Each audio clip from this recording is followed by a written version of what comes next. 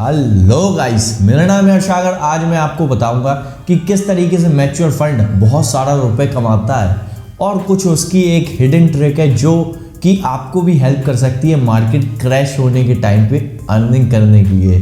तो आप बिंदास हमारे इस वीडियो को देखते रहिए क्योंकि आपको मिलने वाला है एक सीक्रेट मेथड अर्निंग के लिए। तो अगर आपका समय बात किए, चलिए शुरू करते हैं। Let's get started. सबसे पहले मैं आपको बताना चाहूँगा कि म्यूचुअल फंड होता क्या है। म्यूचुअल फंड बेसिकली होता ये है कि आपके पैसों को म्यूचुअल फंड मैनेज करता है, मतलब फंड मैनेजर की तरह एक तरीके से वर्क करता है, उसी को म्यूचुअल फंड कहते हैं। वो लोग आपके पैसे को लेके अपनी मर्जी से इन्वेस्ट करते हैं। उनके पास अच्छे अच्छे एनालिसिस होते हैं और अच्छे इन्वेस्टमेंट बैंकर्स वगैरह भी होते हैं जो कि इन्वेस्टमेंट करते हैं उनके पैसों की। और वो हो सकता है कि इक्विटी के अंदर वो हो सकता हो, गोल्ड के अंदर हो सकता है, बॉन्ड्स के अंदर भी हो। तो बहुत सारे प्रकार के म्यूचुअल फंड्स होते हैं। तो बेसिकली ये सिस्टम है जहाँ पे आप बहुत सारे लोग इन कंपनीज के पास अपना पैसा डिपॉजिट करते हैं। उस पैसे को ये लोग अपनी मर्जी से यूटिलाइज करते हैं शेयर्स खरीदने में या गोल्ड वगैरह खरीदने में, बॉन्ड्स वगैरह खरीदने में, और उसका फिर आपको रिटर्न्स दिया जाता है जो कि जैसे जैसे शेयर्स का एप्रिसिएशन बढ़ता है उसी हिसाब से आपको प्रॉफिट दिखता है। उसी के हिसाब से म्यूचुअल फंड की वैल्यू भी बढ़ती है और आप लोगों का भी प्रॉफिट होता रहता है। इस तरीके से बेसिकली म्यूचुअल फंड्स काम करते हैं। अब हम लोग जानेंगे कि म्यूचुअल फंड्स करने से आपके फ़ायदे क्या क्या होंगे। म्यूचुअल फंड में मैं आपको 3 बेनिफिट्स पहला बेनिफिट है, आपको टाइम नहीं देना होगा मार्केट को।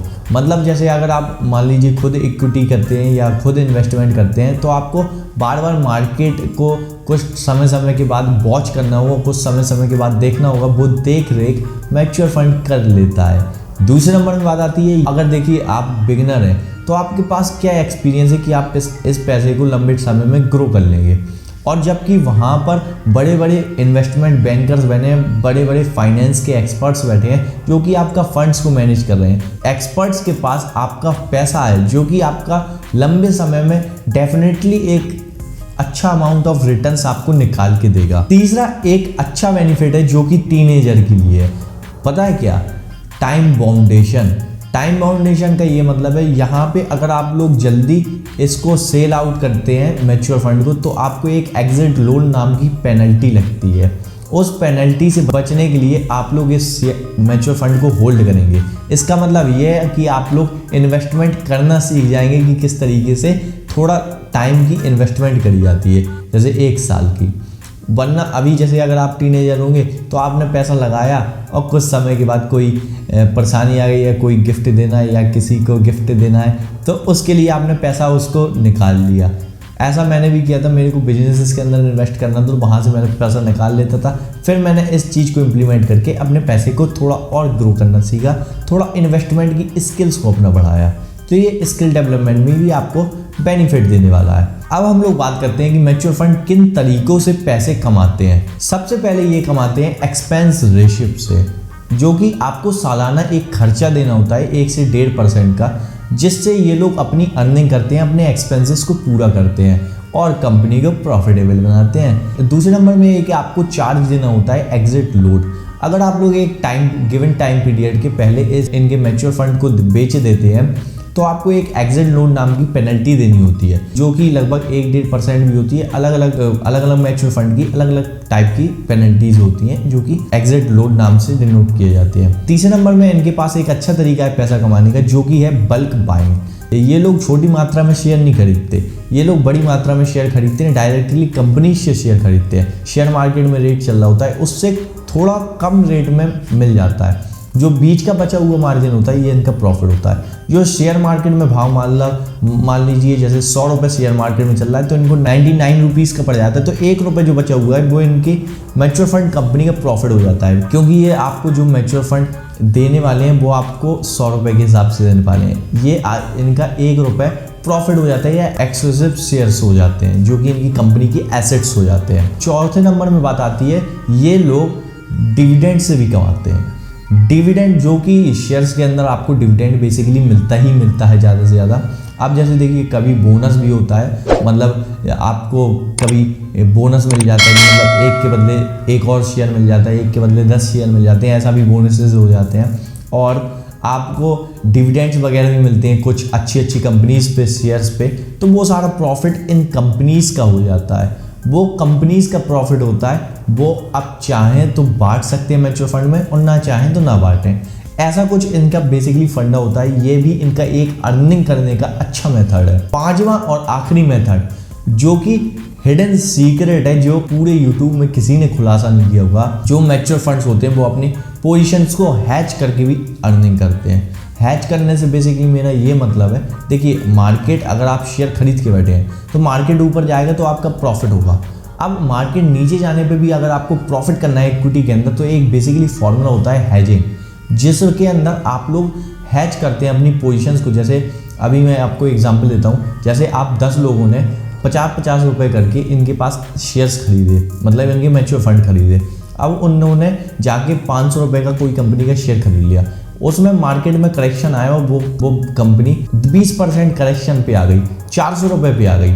अब वो 400 रुपये में मतलब आपका पर के हिसाब से 40 रुपये, पर बंदे को 40 रुपये मिलेगा। इसके हिसाब से आप लोगों का 10-10 रुपये का सब लोगों का लॉस हो गया। आप समझिए अब कुछ, ये जो अब इनके पास बड़े बड़े फाइनेंशियल एक्सपर्ट्स बैठे रहते हैं, वो इनको सलाह देते हैं, जो कि जैसे 500 के हिसाब से लगभग ये जो 20% मार्केट गिरा है उसमें 10% की 12% की रैली तो आराम से ये लोग खरीद कर लेते हैं कि ये मार्केट, इनके में प्रेडिक्शन समझ में आती है कि भाई मार्केट यहाँ से नीचे जा सकता है, तो ये लोग फ्यूचर को सेल कर देते हैं। फ्यूचर एक सेगमेंट होता है, फ्यूचर सेगमेंट, और एक ऑप्शन ट्रेडिंग, उस दोनों की मदद से ये लोग चाहें तो ऑप्शन सेल करते हैं अपनी पोजीशन को हेज करने के लिए। तो यहाँ से इनके एक प्रॉफिट जनरेट होता है, जो कि इनको अच्छा खासा मोटा मुनाफा इस प्रोसेस से जनरेट होता है। जब अगर देखिए ये मार्केट जो 500 पे था वो 400 पे आ गया, आपका 400 ही रुपये रहना है, लेकिन जो ये 100 रुपये इनने बेनिफिटेड कमाया है, ये इनकी कंपनी का प्रॉफिट हो गया। अब ये चाहें तो अपने म्यूचुअल फंड होल्डर्स के साथ बांटें या ना बांटें,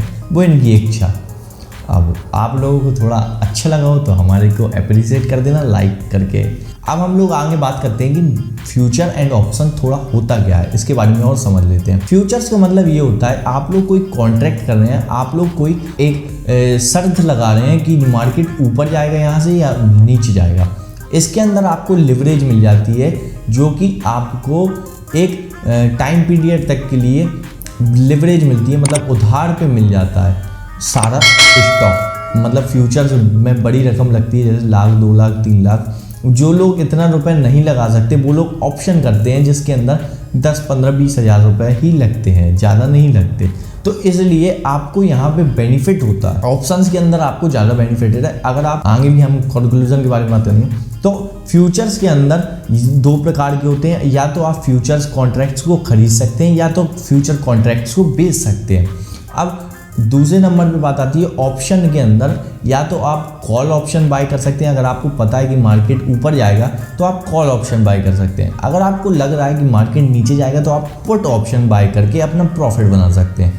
और ऑप्शन सेलिंग भी एक चीज़ होती है, लेकिन उसके अंदर भी बहुत ज़्यादा लागत लगानी पड़ती है, और वो लेकिन हैज के लिए ज़्यादा यूज़ नहीं होती।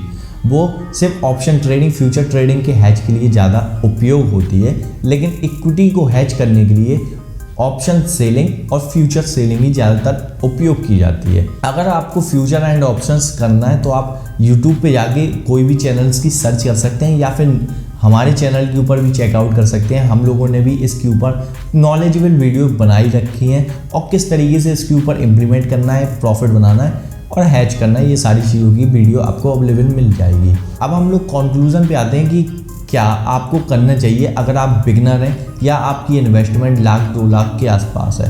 भाई मेरी बात मानिए, तो अगर आपको लग रहा है कि मार्केट ज़्यादा नीचे जाएगा, तभी अपनी पोजीशंस को हैज करें, क्योंकि यहाँ पर भी रिस्क होता है, यहाँ पर भी एक्स्ट्रा कैपिटल लगती है। इसलिए आपको उतना ही रिस्क लेना चाहिए जितनी आपका थाली में। अगर आप लंबे समय के लिए काम कर रहे हैं तो भाई आपको हैज करने की कोई ज़रूरत नहीं है, क्योंकि अगर आपने एक अच्छा स्टॉक पिक किया हुआ है तो वो लंबे समय में ऊपर ही जाएगा। और अगर आप चाहते हैं कि भाई शॉर्ट टाइम में थोड़ा बहुत मेरा प्रॉफिट बन जाए, तो आप हैज कर सकते हैं। लेकिन अपने रिस्क पे ट्राई कीजिएगा। और मेरा सलाह यही रहेगा बिगनर्स को कि अगर आपका 15-20 लाख का पोर्टफोलियो है, तभी आप भाई हैज करें, वरना फिर आप हैज मत करें। अगर आपका 10 लाख का भी पोर्टफोलियो, 5 लाख का भी पोर्टफोलियो, तब भी आप सोच सकते हैं हैज करने की। लेकिन मेरी सलाह यही रहेगी कि अगर आपका 10 लाख से प्लस का पोर्टफोलियो, तभी आप हैज करें, क्योंकि आपका यहाँ पे स्टडी भी लगेगा और एक्सपर्टीज़ भी लगेगा, कितने आप एक्सपर्ट हैं इस मार्केट के अंदर। अब ये बात आती है कि जो बिगनर है वो भाई क्या करे। अगर उसकी जो इन्वेस्टमेंट है वो लंबे समय के लिए आप करें, सबसे पहला चीज़, क्योंकि आप बिगनर हैं, और जो लेसन्स हैं वो सारी चीज़ें सीखें कि किस तरीके से ये सारी चीज़ वर्क करती है, उसके ऊपर ध्यान लगाएं, उसके ऊपर अध्ययन करें, वो सारी चीज़ें सीखें। तो मेरा कंक्लूजन यही है बिगनर्स को कि आप इन्वेस्टमेंट करें, ना कि आप ये हैज वगैरह के चक्कर में पड़ें। और अगर आपको हैज सीखना है तो नीचे कमेंट करके बताएं, मैं आपको हैजिंग भी सिखाऊंगा कि किस तरीके से हैज किया जाता है, किस तरीके से उसकी स्ट्रेटजीज बनाई जाती हैं। तो अगर आपको ये वीडियो अच्छी लगी हो तो आप हमारे चैनल को सब्सक्राइब कर लीजिए और बेल आइकन को भी हिट कर दीजिए। धन्यवाद।